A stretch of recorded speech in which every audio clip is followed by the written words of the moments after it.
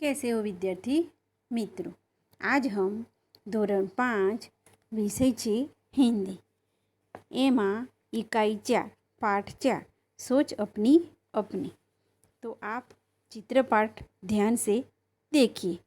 तो विद्यार्थी मित्रों, आज मैं आपको छोटा सा गांव बताऊंगी।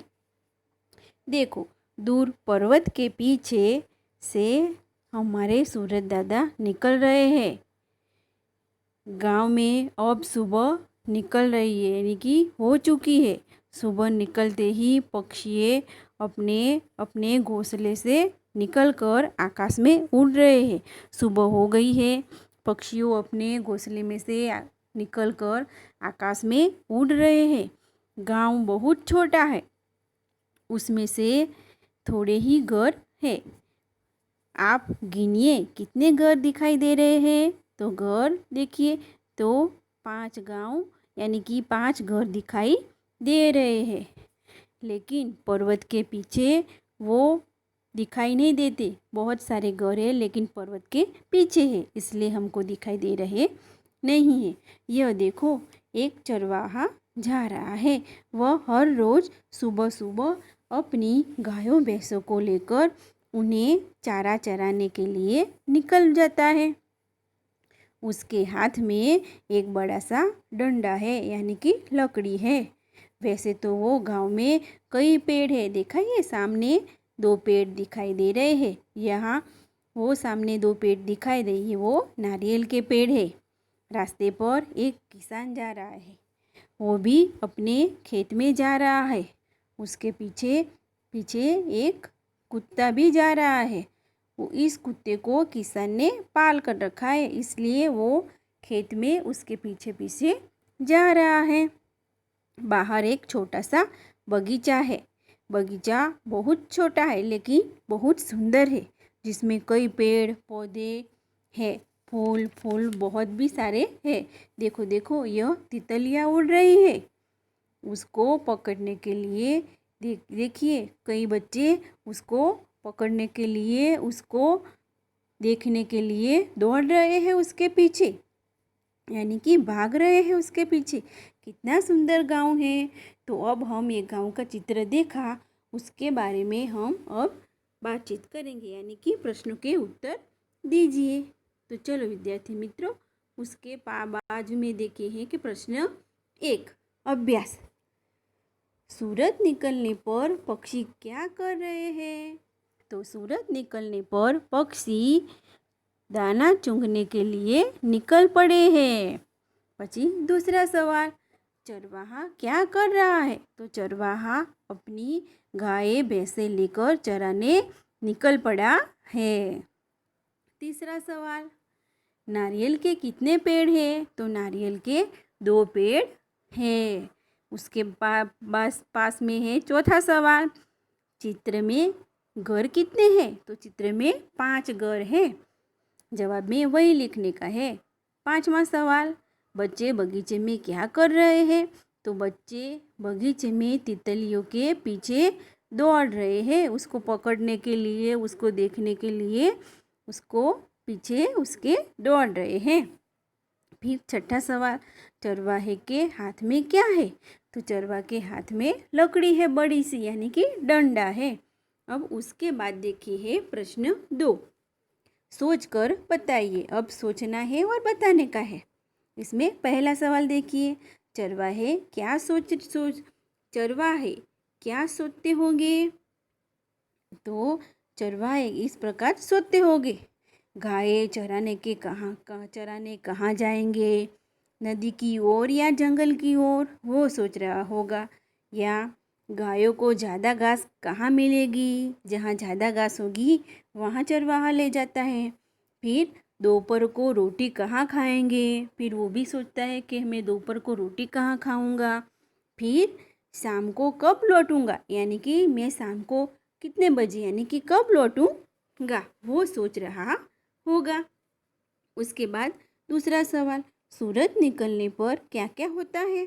तो सूरज निकलने पर चिड़िया चहचहाती है। फिर पक्षी दाना चुगने के लिए निकल पड़ते हैं।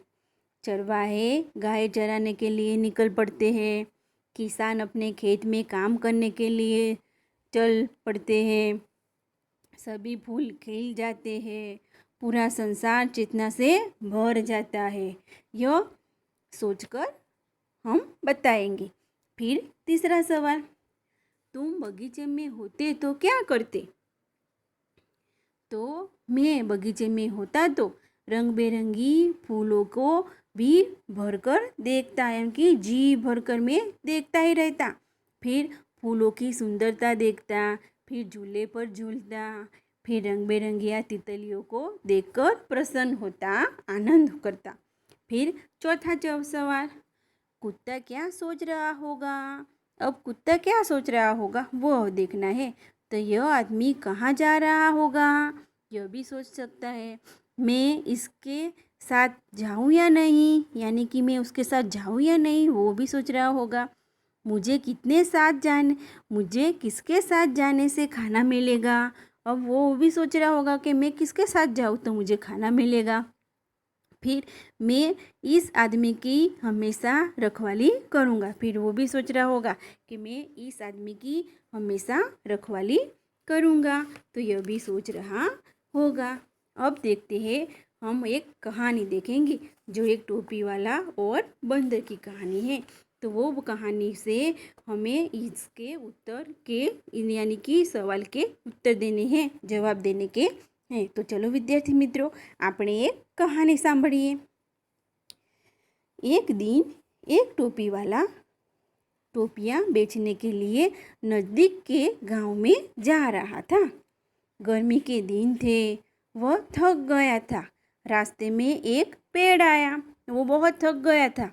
फिर रास्ते में एक पेड़ आया, पेड़ के नीचे टोपिया की टोकरी रखी और वह आराम करने लगा। उसकी माथे पे, सिर पे जो टोपी थी वो नीचे रख के वो आराम करने लगा।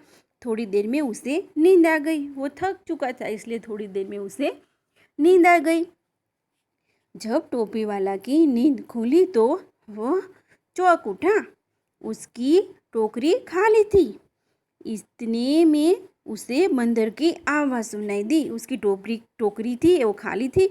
उतने में उसको बंदर की आवाज़ सुनाई दी। उसने ऊपर देखा, पेड़ के ऊपर देखा तो पेड़ पर कई बंदर बैठे हुए थे। सभी बंदरों ने सिर पर टोपियाँ पहनी हुई थी। टोपी वाले को बहुत गुस्सा आया। उसने बंदरों को पत्थर मारना शुरू किया। उसकी नकल करते हुए बंदरों ने भी पेड़ से फल तोड़ तोड़कर टोपी वाला को की ओर फेंकना शुरू किया। अब टोपी वाला समझ गया कि यह बंदरों से टोपियाँ कैसे वापस ले सकता है। टोपी वाले ने अपने सिर से टोपी उतारी और उसे जमीन पर फेंक दी। नकलची बंदरों ने यह देखा तो उन्होंने भी अपने अपने सिर से की टोपियाँ उतारकर फेंकना शुरू किया। टोपी वाले ने जल्दी जल्दी टोपियाँ इकट्ठी की, टोकरी में रखी और खुश होकर वहाँ से चल पड़ा। अब देखते हैं उसके सवाल के हम जवाब कैसे देखते हैं। तो चलो हम पहला चित्र देखते हैं। तो पहला है जवाब, व्यापारी क्या ले जा रहा था? तो पहले के उत्तर में लिखने का है, व्यापारी टोपियाँ ले जा रहा था। उसके बाद देखते हैं दूसरा चित्र। उसमें देखते हैं व्यापारी टोकरी कहाँ रखता है? तो व्यापारी टोकरी पेड़ के नीचे रखता है। उसके बाद तीसरा, तो पेड़ के ऊपर कौन है? तो पेड़ के ऊपर बंदर है। फिर चौथा, बंदरों ने टोपियों का क्या किया? तो बंदरों ने टोपियों, यानी कि जो टोपियाँ की क्या की, पहन ली। फिर देखते हैं आगे, व्यापारी ने क्या किया? फिर व्यापारी ने क्या किया? तो व्यापारी ने अपनी टोपी उतारकर नीचे फेंक दी। फिर उसके बाद देखते हैं बंदरों ने टोपियाँ को क्या किया? तो बंदरों ने व्यापारी की नकल की और अपनी जो टोपियाँ थी वो भी उसके नीचे फेंक दी। फिर व्यापारी ने क्या किया? तो व्यापारी ने अपनी टोपी उतारकर नीचे फेंकी और बंदरों ने भी अपनी टोपियाँ नीचे फेंक दी उसके बाजू में। तो बंदरों ने भी क्या किया, तो बंदरों ने व्यापारी की नकल करके अपनी टोपियाँ फेंक दी। वो जवाब लिखने का है। उसके बाद देखते हैं आखिरी का जवाब। व्यापारी क्या कर रहा है, तो व्यापारी टोपियाँ बटोर रहा है। वो चित्र में दिखाई दे रहा है कि व्यापारी अपनी सब टोपियाँ बटोर कर जा रहा है, यानी कि सब टोपियाँ बटोर रहा है। अब देखिए पाना नंबर हम 24 पे आते हैं। उस पे देखते हैं कि एक चित्र है। यह चित्र एक नीचे दिए गए चित्र में हम आधार पर हमें 5 वाक्य लिखने के हैं, यानी कि इस चित्र को देख के 5 वाक्य हमको लिखने के हैं। तो चित्र को देखिए हम ध्यान से। तो चित्र में पेड़ और पौधा दिख रहा है। देखो पेड़ और पौधा भी दिख रहा है, हरी घास भी है, दूर दूर पहाड़ खड़े हैं, ऊपर झूला आकाश देख, फिर ऊपर खुला आकाश दिख रहा है, आकाश खुला है। एक फिसल पट्टी है, यानी कि जो फिसलती है लड़की वो फिसल पट्टी है। फिसल पट्टी की ओर एक सीढ़ी भी है। फिसल पट्टी की ऊपर से लड़की फिसल रही है। फिसल पट्टी के पास एक लड़का खड़ा है। दोनों कौन है, भाई बहन हैं और दोनों खुश हो रहे हैं। इतनी आपको ऐसे ही ये चित्रपाठ में 5 वाक्य देख देख के, ऐसे के चित्रपाठ में देख देख के लिखने के। तो विद्यार्थी मित्रों, આજે આપણો આ પાઠ 4 અહીંયા સમાપ્ત થાય છે। અહીંયા મેં તમને જે લખાયું એના સવાલના જવાબો તમારે લખવાના છે અને એકવાર બધું મોઢે કરવાનું રહેશે લખીને। તો થેન્ક યુ વિદ્યાર્થી મિત્રો।